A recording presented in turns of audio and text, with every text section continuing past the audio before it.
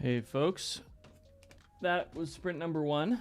I am almost done with my editing, a little bit more, and then I have more editing to do. But that's okay. I got a book back from my editor, and so I'm making sure that everything is where it needs to be. Slows me down a little bit on my drafting plans, but it's okay.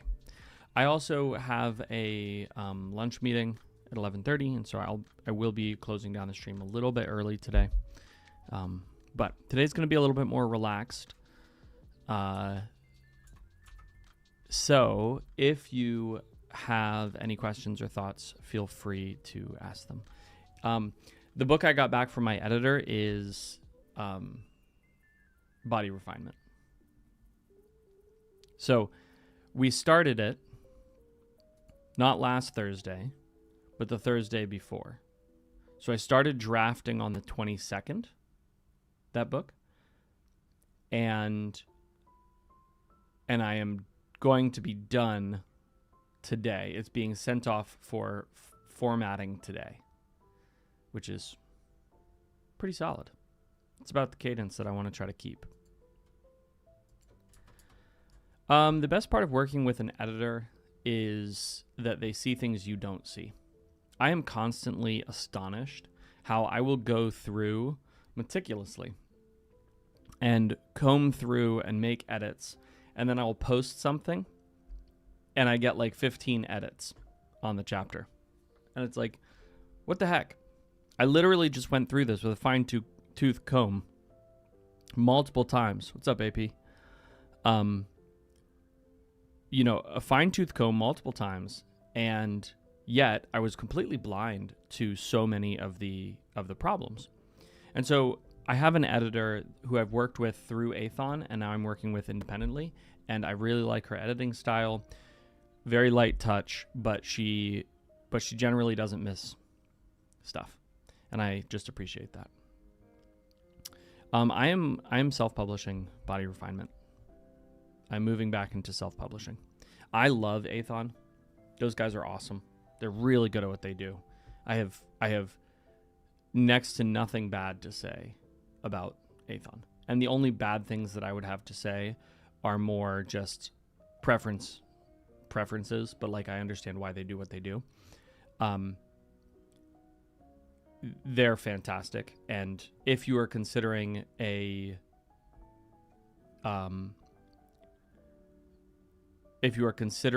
going the more traditional route, Athon is, in my opinion, the best publishing company there is. They're fantastic. They really are. But I'm just hitting a point in my career where self-publishing makes more sense because I can afford the team to do it. And this changes, right? Like it fluctuates. So early in my career, I'm really glad that I self-published. And then in the middle of my career, when I wanted to really quickly accelerate my processes, because when I started self-publishing, it took me maybe 3 to 4 months to write a book. And then another 2 months to get everything organized around it, right? To get an edit, to get the cover, to get get it laid out, all of that kind of stuff. And I had no money, and I was doing everything myself, or scraping together pennies to get somebody else to do it for me. And so self-publishing took a long time, right? Well, when I realized that the lever that I wanted to pull in my business was the content lever, was the write more books lever, I realized that I could not continue to self-publish. I needed to partner with somebody who could handle all of that stuff for me. And Athon was that partner, and they did an amazing job, like legitimately amazing job. And so I was able to pull the writing lever over and over and over again, and they just handled everything else. But that means they also take a cut, because this is how publishing works. They're going to take a significant cut of the profits. Well, I'm now at a point where I can continue to pull the writing lever, and I have the resources to just hire somebody to manage 100% of everything else. I've essentially just formed my own publishing company. And so I have an operations manager who gets me my cover, who works with my editor, who coordinates with the person who's doing the layout, all of that stuff, right? And I don't even have to think about that. I do the approvals. And so it's no different than me working with Aethon. The difference is that I now keep 100% of the money that I make for the book. Yes, I'm responsible for paying for my operations manager and for all of the other stuff that I have to do, covers, etc., etc. But I now get 100% of the profit. And over time, that 100% of the profit is significant. And so working with a publisher was really good for growth during a certain period of the business. But we don't just continue on blindly, because what gets us to the next level is not what got us to our current level, right? The actions that are required to scale change over time. And so while I was required to get somebody to assist me and outsource that, right, by giving up a piece of my profit, well, that was necessary for a period of growth. That's less necessary now. And so I have the freedom to just make the decision independently. And I'm going to continue working with Aethon. This is, I think, important. Just because I'm going back to self-publishing doesn't mean I'm not going to keep working with them. Again, I really like them. I'm working with Blackstone, continuing to work with Blackstone as well. I really like them. You know, two great publishing companies. But what it means is that I have more freedom to decide which projects go where. And I have the resources to just do it myself. And so even if, for whatever reason, you know, me and Aethon don't end up working together in the future, right? If I'm not a good fit for what they're trying to accomplish, that's fine, because I can just do it myself, right? So I think it's important to recognize that every place we are, like our positioning is important.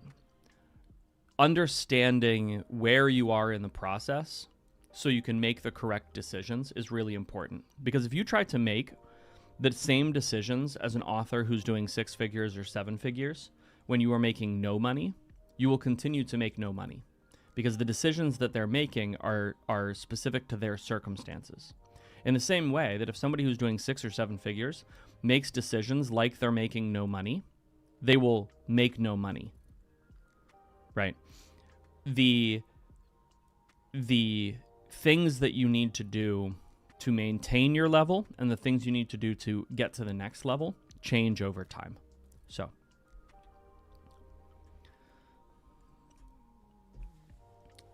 that is yes, finding a good operations manager is hard. It is very difficult, frustratingly difficult. I lucked out. I have a great operations manager, though, who I can just give everything to and just not worry about it. So.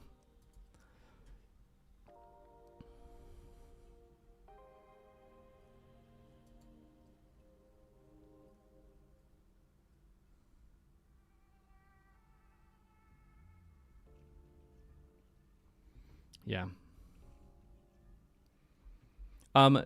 Joshua, I am actually going to try this year to revamp my my Ream stories so that I'm releasing chapter by chapter again. I haven't had the time to manage it, and so it's gone by the wayside. And so that's one of the projects that we're bringing I'm bringing my operations manager into to try and figure out a way to do it well. Yeah, for real. When you hire somebody, they can be worth their weight in gold, or they can just cause so many more problems for you. This is one of the reasons that in pretty much all business literature, they say that finding the right fit, like the right person, is more important than hiring somebody with a track record or skill set. Because track record develops over time and skill set can be taught, but the right person, the person who actually fits in your business and actually does the work and doesn't fight for control of the business and, you know, doesn't cause problems, like that individual is worth all the money in the world. So, Jay asks, how many weeks a year are you unable to write? Do you aim for a certain amount of writing weeks no matter what, or do you not set such goals? I actually don't set such goals. I set book goals, and I just try to write a certain number of books. I know that during the summer, I have a period of about 2 months when I will get little to no writing done because I travel like every couple of weeks, and that's just super disruptive. And also we're going to be on vacation as a family, and we're going to be doing all of these other things. And so summers just suck. They're just not good writing time. Plus, I like being outside more during the summer. I love warm weather. I would live in a tropical place if I could. I love warm weather. I grew up in West Africa, and so it was very hot there most of the time, and I loved it.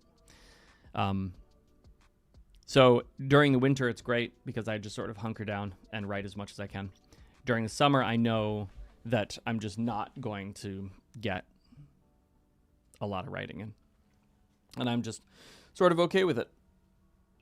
But then I try to pack in books in the winter, fall, winter, and spring. Do I still recommend self-publishing my first books? It depends on who you are as a writer, what you like to do, and whether you have the resources.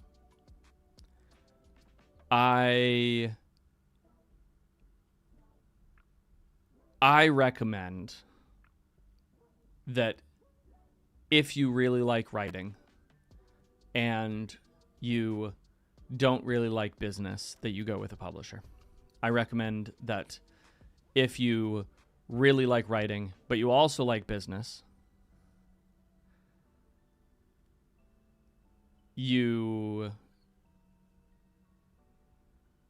should really self-publish. But self-publishing is frustrating. It's annoying because you do have to do everything. And if you're one person and you have very little time, it becomes impossible to both write and do all of the admin around self-publishing. It's just not a thing. Yeah. Yeah, Jay, that's actually a great point. If I was in a warmer climate, I might not write during the winter either. I come to my office because it is...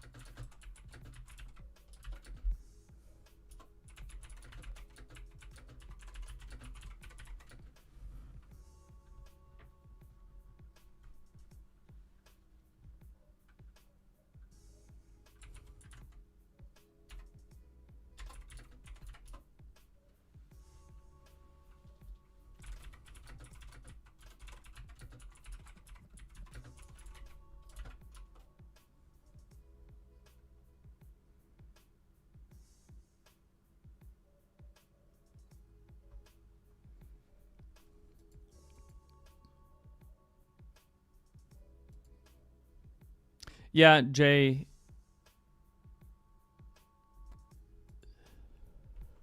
I understand that sentiment, but it's sort of like 6 of one, half dozen of another, right? Um, it's one of those situations where you pick your poison. You either pick the business or you work for somebody else.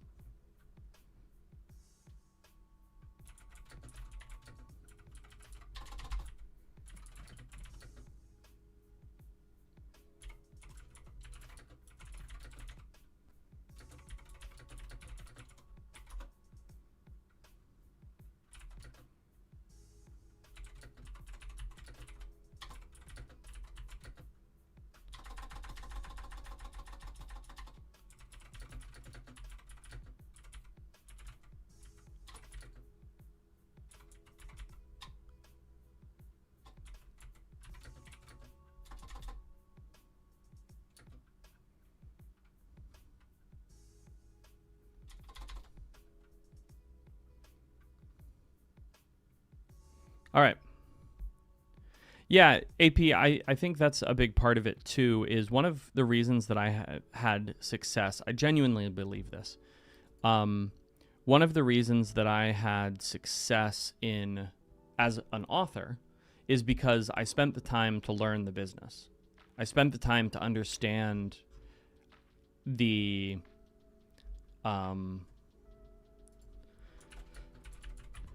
landscape that I was operating in, and so I could make good decisions because I just understood the mechanics of how everything worked because I had experienced it, and I'd spent the time to really pull it apart and figure out how everything linked together.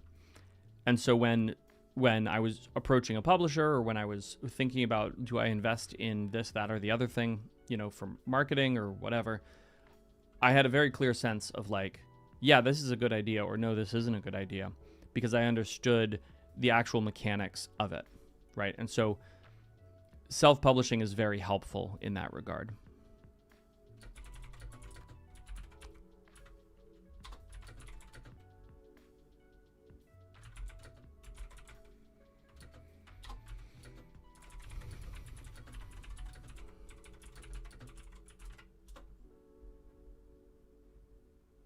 All right, we are going to jump into our next sprint here, folks. I'm going to finish. I'm going to keep going with these edits. All right, let's get to it. Sprint number 2.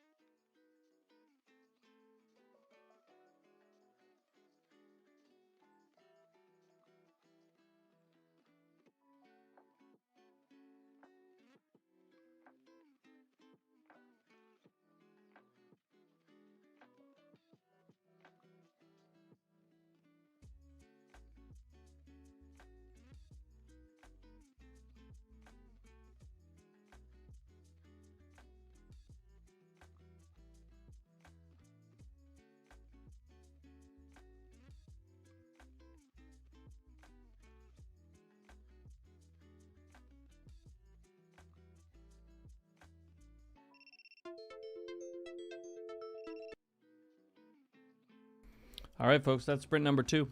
Hey, thanks for running this or running a sprint with us, Jay. Yeah, Fridays often are very busy. Things come up. I tend to push all my meetings to Fridays, so I often end up with just a packed day.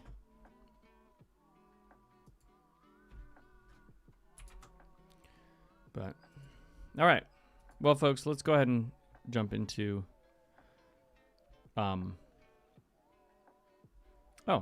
question.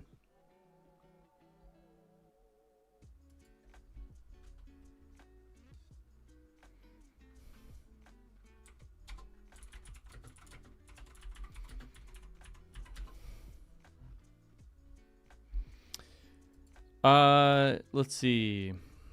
John says, were there scams you had to avoid when self-publishing? Since I've started writing, the social media algorithms have found me. I'm bombarded by services claiming they can help me with all sorts of things. Paranoid about scammers.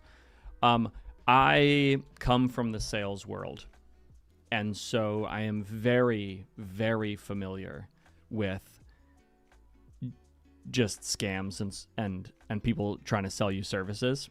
And my just fundamental belief is that you can find everything you need for free on the internet. All the information you actually need is for free on the internet. If you can find somebody reputable and pay them, it will speed you up. But all you're paying for is not having to make mistakes. But if you're willing to make mistakes, and if you're willing to just work through it yourself, everything you need is for free. Everything you need, right? Again, paying somebody money to get access to information is the single greatest, and in a way, the only shortcut that exists.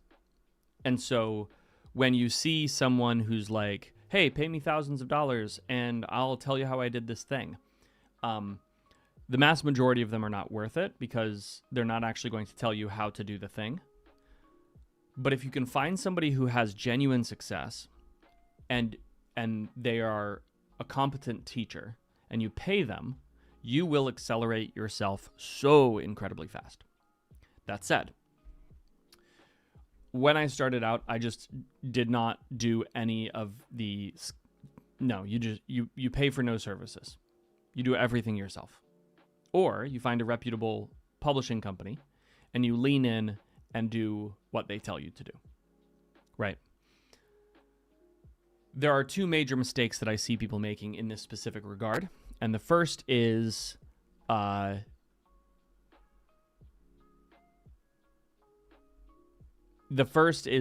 I see people who fall for scams and pay for services that they don't need. Don't do that. Do not pay to have your book published. You can pay for art. You can pay to have your book edited. You can pay to have your book formatted. Do not pay for publishing. Ever. Never. Do not pay for marketing.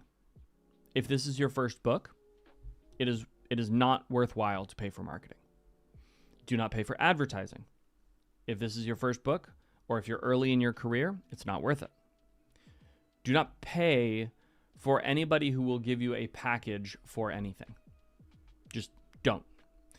The one exception to that is if somebody says, I will both edit and format your book. Maybe you pay for that. But even there, I would not pay for it. I would find two different people to do it because those are two different skill sets. On the other hand, the other mistake that I see people making is that they go with a publisher and then they try to manage everything themselves. If you are with a reputable publisher, you know absolutely nothing compared to them. Trust the experts. And this happens all the time where people, and I understand it because, we write a book and it's our baby. It's this thing that we're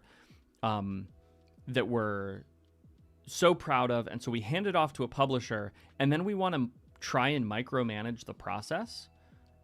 Buddy, they know way more than you. They know how to do this. They've done this over and over and over again. They know what succeeds and they know what doesn't succeed, and they're not going to waste money, right? And so the other mistake that I see is new authors end up making themselves toxic to the publisher because they're just not worth the headache, because they have opinions about everything. So if you're going to take the publisher route, find a good publisher and then trust them. And if you're going to, and that doesn't mean they're going to always do an amazing job. Sometimes they don't. But it does mean that if you are humble, you can learn what you need to learn. On the other side, if you're doing it yourself, don't pay for bundled services. Don't pay for anything except for a cover, an edit if you need it, and formatting or layout, but pay as little as you possibly can for those things. And then figure out how to do the rest yourself. So anyway. So Jay, great question. And Strange Tales, yes. Joanna Penn is a great resource. I completely agree. Her self-publishing podcast is fantastic. Jay, how do I get readers when I'm unwilling to go out much on social media or in public if I don't use ads? That is a fantastic question, and the answer is you won't. The problem is that ads are not going to be cost effective if you don't already have reviews. And the reason is because of how customers break down. So,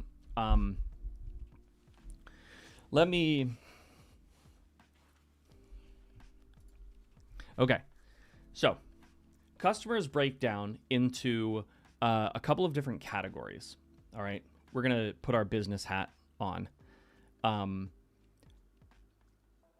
Customers break down into a couple of different categories. At the top end, you have an incredibly small, maybe 5%, that are what are called early adopters. These are people who are very risky, right? Or they're not risk averse. They have a very high risk tolerance, and they get value from trying new things. They actually enjoy the process of being the first, right? And so that 5% will read a book that has no reviews to just try it out. But they are also very sorry, I have to read something quick. They are also very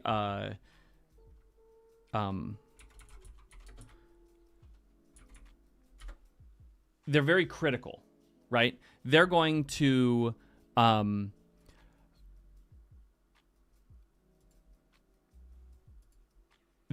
be, how do you say this? They're going to read your book and they're going to give a realistic review of it. So if they don't like it, they're just going to say, "Hey, I don't like this," right? So you have that slice of early adopters. Then you have what's called the early majority. And the early majority is a group of people who's a little bit larger. It's sort of the top 25%, right? And they're going to be on the lookout for things that the early adopters are interested in. And so they're not just looking for things that are new. They're looking for things that are new but have some qualification to them, right? Have already been tried and tested.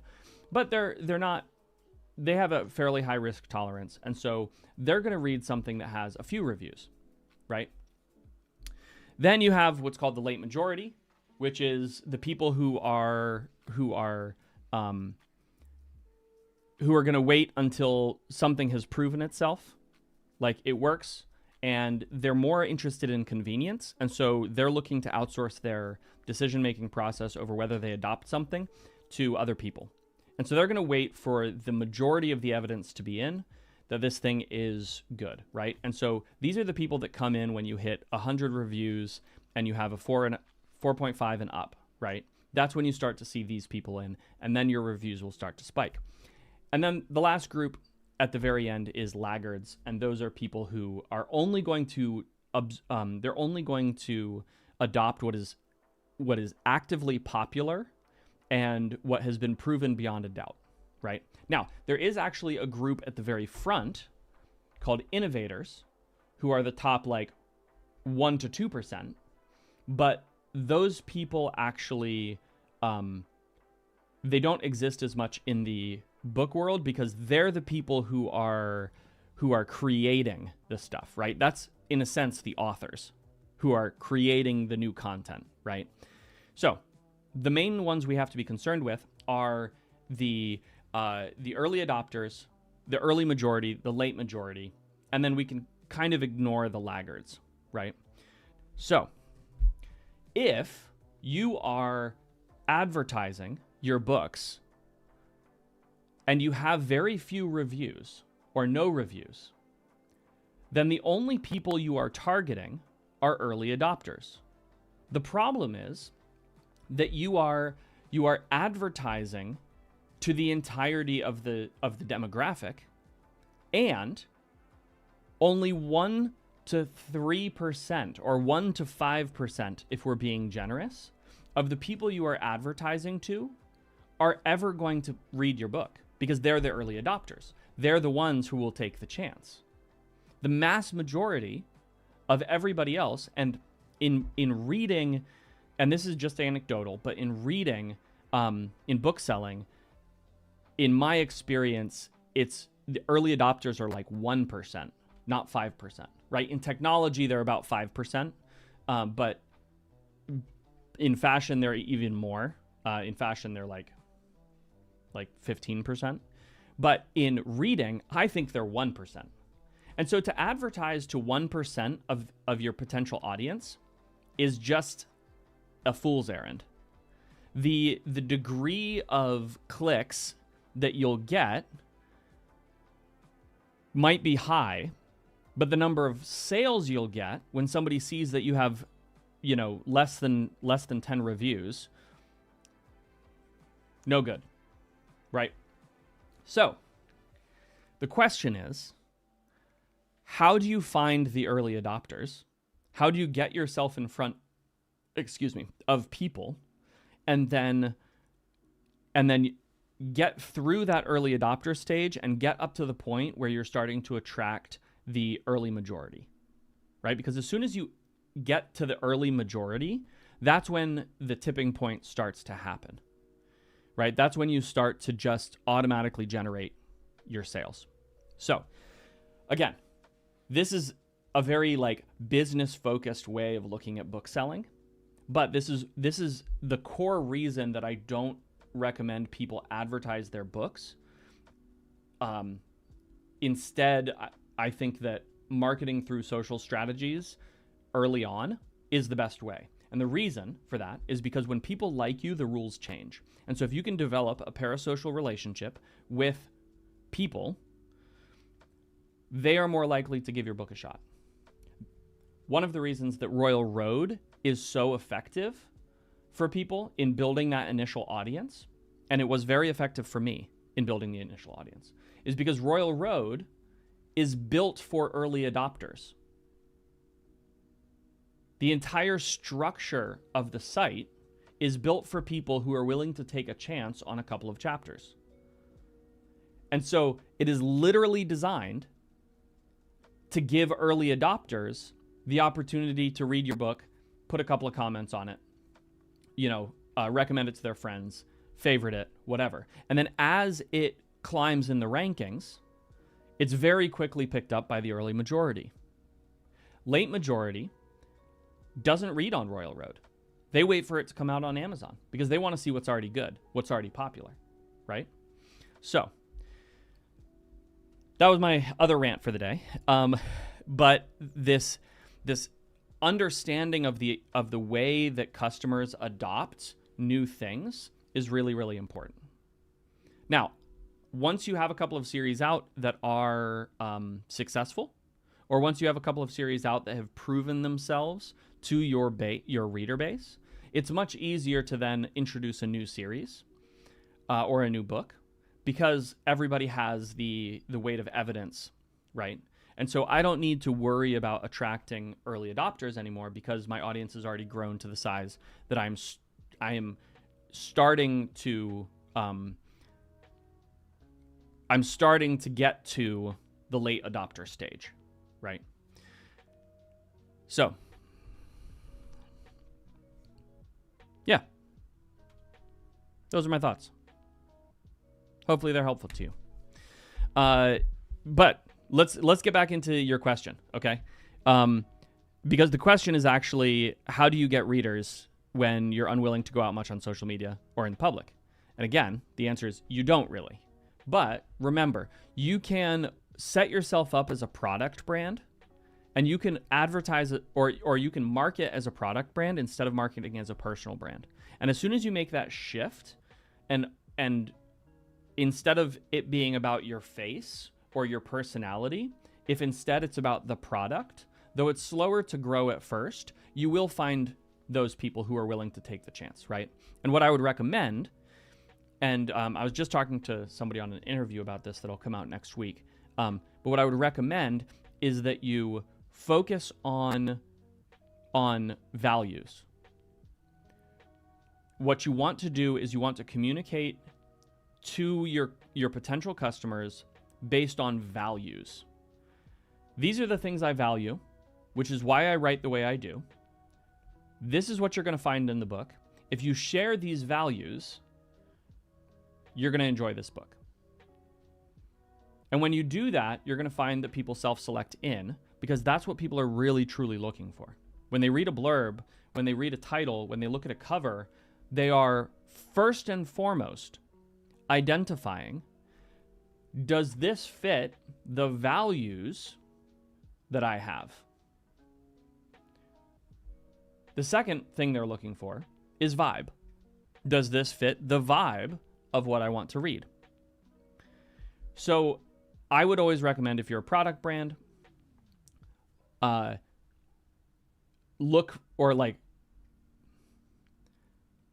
about your values first and sell based on values initially, and you're going to find people join your audience that way.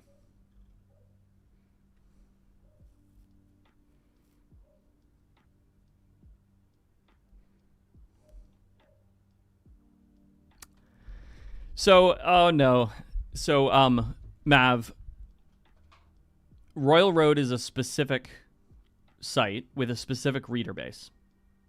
If your book is doing poorly on Royal Road, it might do really, really well on Wattpad. It might do really, really well on another site. It could be that your book isn't good and that you need to increase your skill level, right? When I started writing on Royal Road, that's where I was. In fact, I still have a 90,000 word document that was my first Royal Road story. And every time I go back and read it, I have a bit of a brain aneurysm. And I legitimately don't know how people got through the like 37, 38 chapters that I had written and posted. And I had people who read all the way through. And now I go back and read it and I'm like, what is this hot garbage? There is no way that I would ever get to chapter 3. This story is like so disjointed and nothing makes sense. And the characters' motivations are like they flip-flop in the chapter. It's not even like I started a book a while ago, a couple weekends ago. And I had to put it down after the first, 6 chapters because the characters in that span of time just completely shifted their motivations, just completely forgot about the entire, impetus of that they had been given at the beginning of the story. But in my first book that I posted on Royal Road, I did that inside a chapter multiple times. Unbelievably bad. Unbelievably bad. So it could be that you just need to be better at writing. That's very much where I was. But it's also very possible that you have a great book and that Royal Road is just not the market for it. So, what do I mean like values? Okay. Rant number 2. So, what are values in this context? I write clean, aspirational fiction. I write stories that leave you feeling hope. I write stories that don't glorify the darkness in the world. There's enough darkness, there's enough suffering in the world. I don't need to glorify it. In fact, I'm doing the exact opposite. I want my books to give people a sense of optimism and hope as they finish reading them. Those are my values. Right? That is why I write fiction. A lot of people will take the approach of saying, if you like fast-paced stories, I've got a fast-paced story. But people don't like fast-paced stories. They like stories filled with excitement. And sometimes stories filled with excitement are fast-paced. And so what you're looking to do is you're looking to peel back the surface level. I write stories about dragons. No, I write stories about myth and legend come to life. I write stories that give that sense of wonder and adventure, as if you're a child wondering if there's a group of gnomes or fairies peering at you from behind the trees in the forest you're about to enter. Right? I write about deep things. And everybody writes about deep things. And so that's what you want to look for. When you're identifying values, you're looking for the core things that make your stories your stories. And then you're looking to articulate them in a way that's going to resonate with a reader. Right? And you can be very upfront about it. One of the clearest ways to do that is to just say, this is what I don't write. For me, when I started Novaterra, it was, I am absolutely tired of stories that are all about revenge and yet leave you feeling hopeless and empty inside. And so, because I'm tired of that, I wrote Novaterra. I wrote a story that is about freedom instead of bondage. I wrote a story about what it means to have friends and to fix broken relationships. Because that's what one of my values, right? That's the value that I espouse, or those are the principles that I want to hold myself to. That's the kind of world I want to live in. And when you start to communicate that way with somebody, you generate emotional connection, right? And so there's an emotional decision that happens. It's not simply a matter of, does this check the boxes of a thing I like to read normally? And is it a reasonable enough version or example of what I like to read that I'm going to try it? No. What you're looking to do is you're looking to make an emotional connection with your customer and to align yourself so that they truly believe, just like you truly believe, that the deal you're making is beneficial for them and it's beneficial for you, right? We're always looking for a win-win. When we're selling something to somebody, we're always looking for a win-win. We want the situation to be good for me and good for you. Now, you can misrepresent what you're doing, in which case you're going to make an enemy instead of an ally. But if you can communicate with somebody and clearly articulate your values and the values that shine through in your story, if they like those values, if they are like-minded, then after making that connection and after delivering on your promise, you will have created a fan, not just a customer. You'll have created a fan, because they get to say, this is exactly what I wanted, and this is exactly what I got. And so this person is safe. I can buy from this author, and I'm going to be all good. And that's the kind of thing that you're trying to do, right? That's what you're trying to achieve through the sharing of values. Again, all values are the peeled back, like you just peel back the surface level, this is what my story is about, and you look at what is it actually about? What are the actual themes running through it? And what am I trying to achieve by telling this story? And once you can do that, you have something you can communicate to your potential customer, and you're going to find customers that opt in. There are plenty of people who are looking for, an adrenaline-filled book that keeps them on the edge of their seat and that and gives them that feeling of tension and then catharsis. That's not what my books are about. That's not what I'm trying to deliver in a story. And so I want to communicate very clearly so that reader doesn't waste their time with my books. Now, maybe they'll read it and they'll like it and they'll discover that actually they're more interested in what I have to offer than they thought, and that's fine. But let that happen incidentally, right? I don't target that customer or potential customer. I target the customer who I align with on values, and then we have a strong relationship, right? So anyway, okay.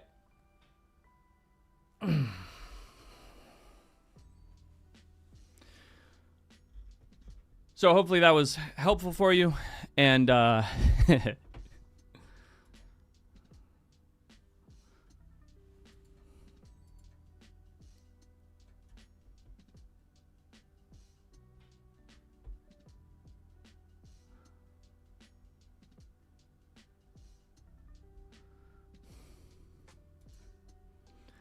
let's see.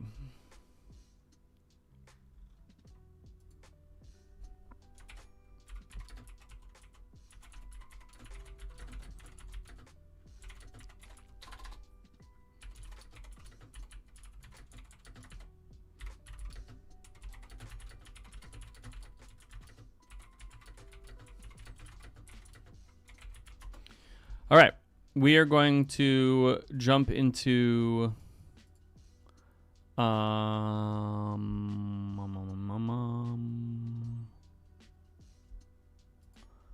we are going to jump into our next sprint. It'll be great.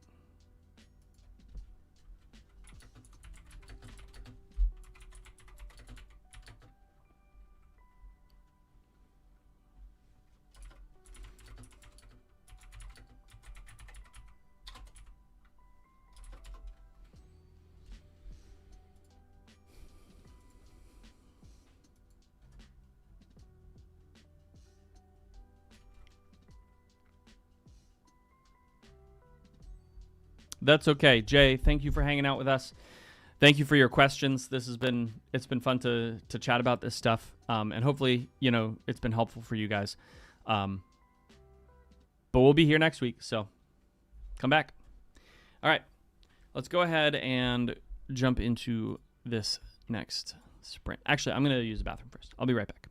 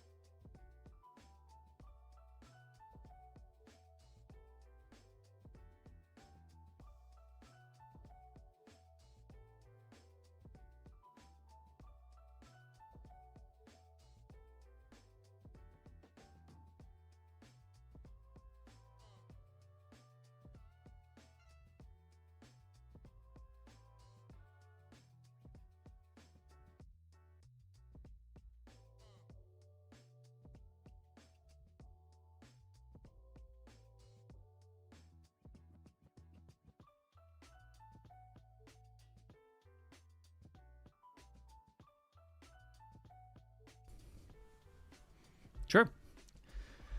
AP, I'll try to get them turned into videos. We'll see. All right. Let's get into our next sprint number 3. Let's go.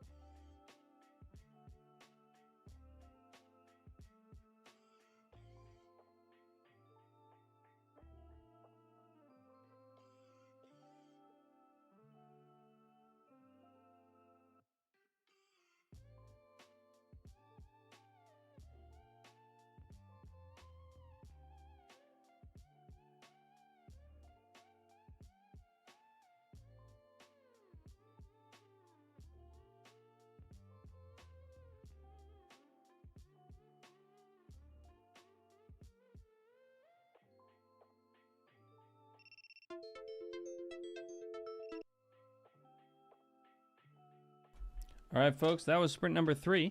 I am going to grab some more coffee, I think, and maybe a piece of fruit. But I'm also almost done with this, and so maybe I'll just finish it up super quickly. But how's it going for everybody?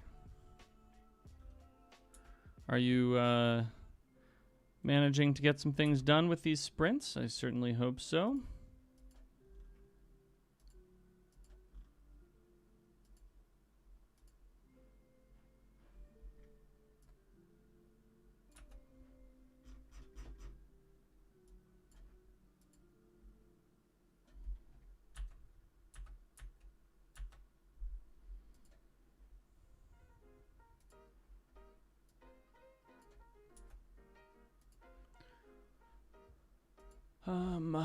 Let's see here.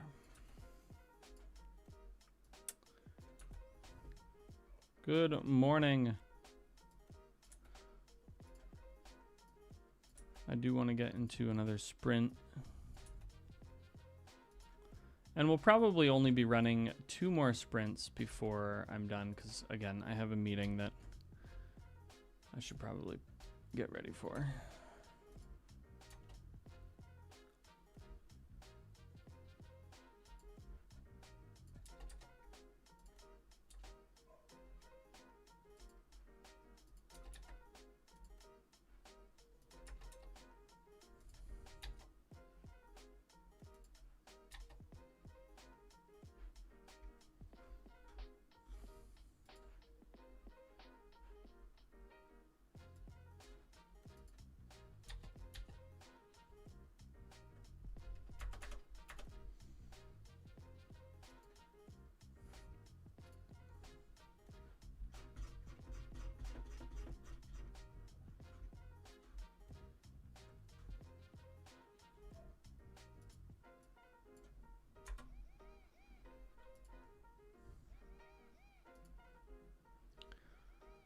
What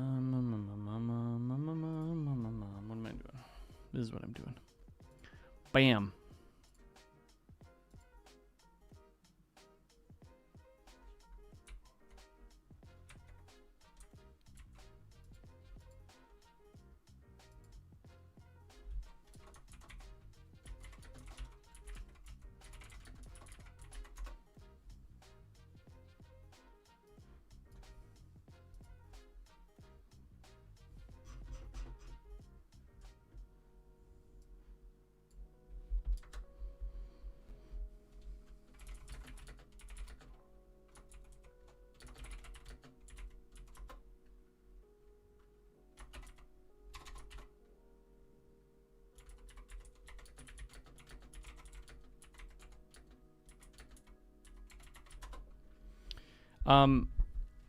Do I have any tips for coming up with villains? What I'd say is that villains exist only to act as foils for your hero. I think that we have fallen into a trap in the writing world where we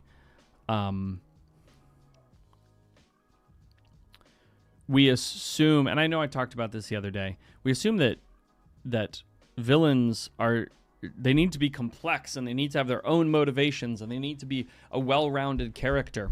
Nah, a true villain is simply there to act as a foil to the main character. You can give them depth, but they have to be fiercely committed to their own ideals, right? They have to be there to make the opposite decision from the hero. That's what makes them a villain. Whether they're actually in the right or not is a different like thing to discuss. But if your hero is going to make a decision, your villain only exists to make the opposite decision and to act as counterpoint. And so I would say that just figure out what decision your character needs to make, and then identify what sort of person will make the opposite decision from them, and have that be the villain. And those are the best villains.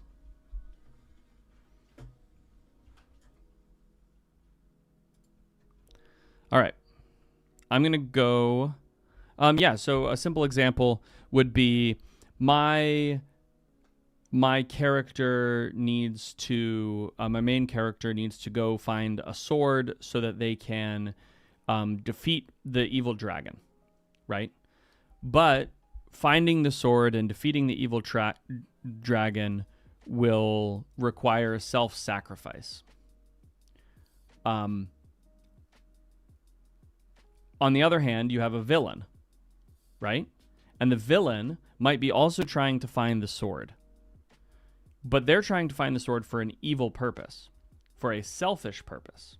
And so while my hero is going to find the sword and ultimately choose self-sacrifice for the good of others, right, to act on as a champion of justice on behalf of the others, the villain only wants the sword to satisfy his or her own purposes, right? They're acting entirely selfishly, and they're willing to throw all of the people, sacrifice all of the other people in order to get what they want. It's not necessarily just an obstacle. Again, it's counterpoint, right?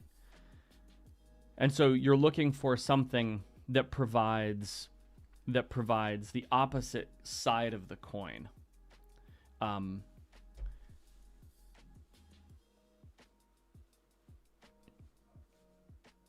Yeah, you can make the villain. I mean, the villain should be an obstacle, right? Because the hero needs to see the other choice and needs to be tempted toward that choice. So in this case, the hero needs to be tempted toward sacrificing other people in order to achieve his objectives. But ultimately, he chooses otherwise. He chooses self-sacrifice as opposed to, manipulating others into what he wants them to do. Whereas the villain does the opposite. The villain could choose self-sacrifice, but ultimately chooses to be selfish, right? And so again, you just have this dichotomy, two sides of the coin. All right, I'm gonna go grab some coffee. I will be right back, and then we'll keep it rolling for a couple more sprints.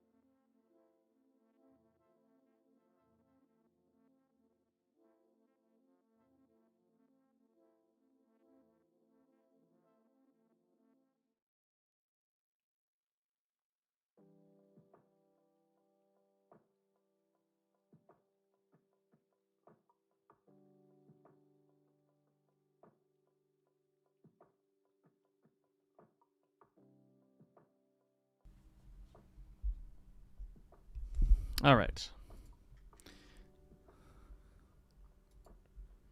So let's go ahead and get into our next sprint. Let's do it.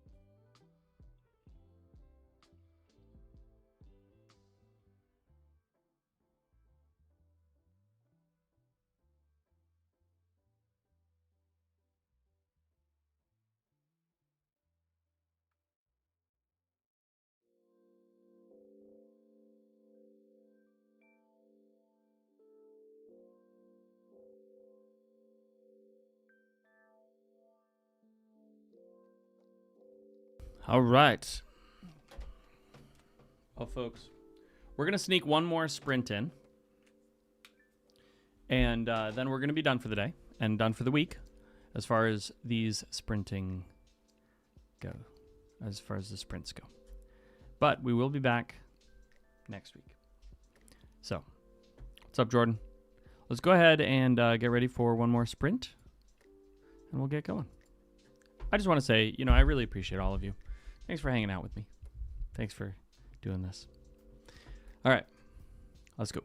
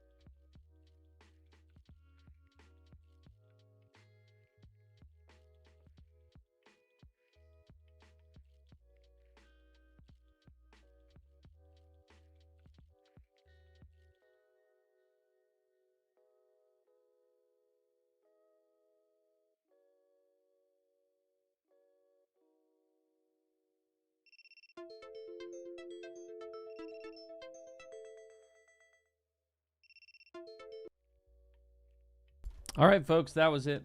Our last sprint for the day. Hey, before I go, we got a couple questions here in chat. Excuse me. A couple questions in chat. First of all, AK Vanguard, I am just really... It is hard to get up early. It is hard. So I am impressed that you are doing it. Legitimately. Joshua asks, is it okay to talk about your ideas for your plot out in public, or should you keep it to yourself? Talk about it everywhere. Really do. Because you're going to get feedback from other people, right? You're going to be able to see their reaction and engage their interest, and that's going to help you refine your plot. Nobody's going to steal your plot. It's not that special. It's not that interesting. People just aren't going to steal it.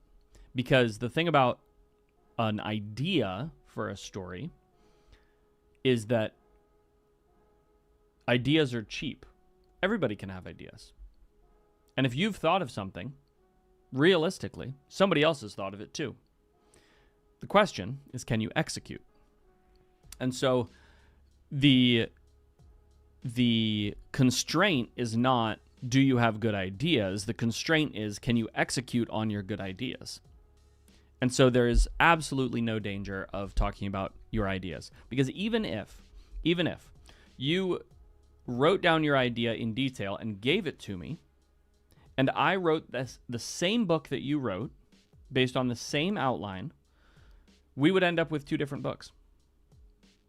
And so you simply cannot, or you simply should not be worried about somebody stealing your book or your idea. So that's my opinion. AKA says, I'm finding it extremely difficult to dictate without feeling horribly embarrassed. Did I have that feeling? Yes, all the time. That's why it took me a long time to get into dictation, right? Normally I pick up skills very quickly, at least the initial piece of a skill. Dictation took me a long time because I felt embarrassed sitting alone in my room, just talking to the air, hallucinating a story. I don't feel that embarrassment anymore. Exposure therapy works. In fact, it's the only kind of therapy that works. That's a different subject, though. I hope you all have had a productive day so far, and I hope that the rest of your day is just as productive. And so, thank you very much for hanging out with me. Thank you for spending time with me today, and I hope you have a great weekend and that you get lots done on your manuscripts. And I will see you on Monday. We'll be back here, Lord willing, on Monday. It'll be great. Very excited for it. Oh, if you have another question now, you can just ask the question. I'm going to go to the bathroom and get my water. And while I'm gone, just ask your questions, and then I'll answer them when I get back. I still have about 20 minutes before I actually have to go. All right?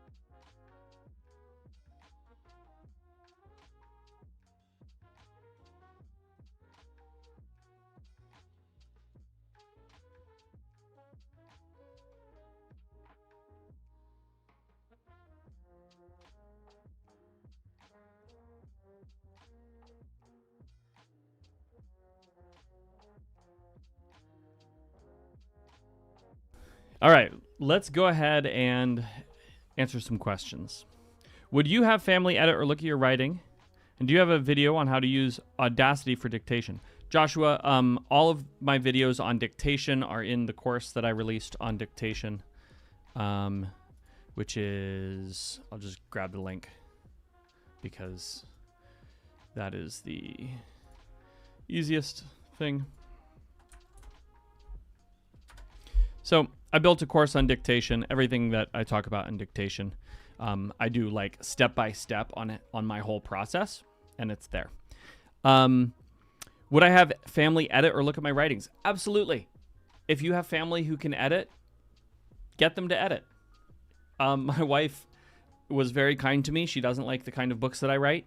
She doesn't read them, but she edited the first 4 books to get me started, and she did a fantastic job because she's a great editor. All right. AK says, I'm really nervous about trying a big launch on the 1st of the month. I finished my draft. I'm editing it now. Besides arranging swaps on Royal Road, should I reach out to any socials? Of course. You should participate in all of the communities where your kind of book is read, and you should put together posts that identify the values of your book and present those values to prospective customers. And you should post everywhere. Right? There's no such thing as too much posting for your first book. And the reason I say that is because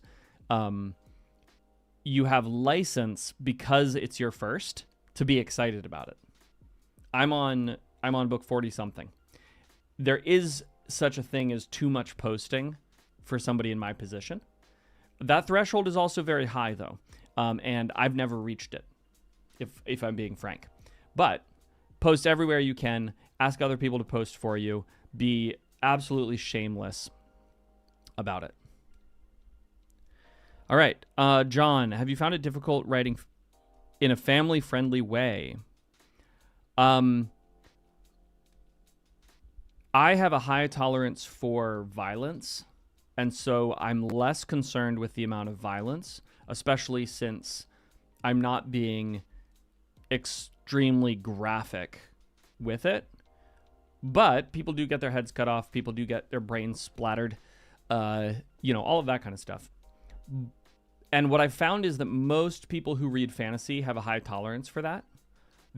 When we talk about family friendly, it's adult content, it's sexual content, and it's language. And so I don't have an issue with that because my value system doesn't include those things. I have a very low tolerance in what I consume for sexual content, and I have a very low tolerance for language in what I consume. And so I don't have an issue writing that way because that's what's natural to me. Again, I have a high tolerance for violence, and so I'm less concerned with that. Releasing on the second of the month. Yeah, bog standard release guide is perfect. All right. Audacity is free. Bookscribe is not free. Bookscribe costs money because we have to pay for it to run. I was paying for it myself.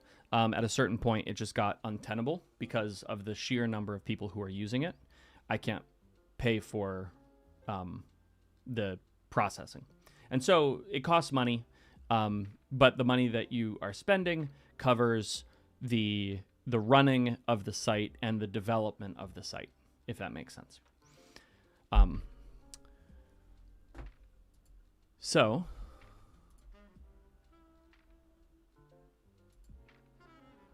let me,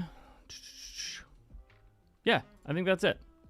I got to run, but thank you. I appreciate you all. You're great.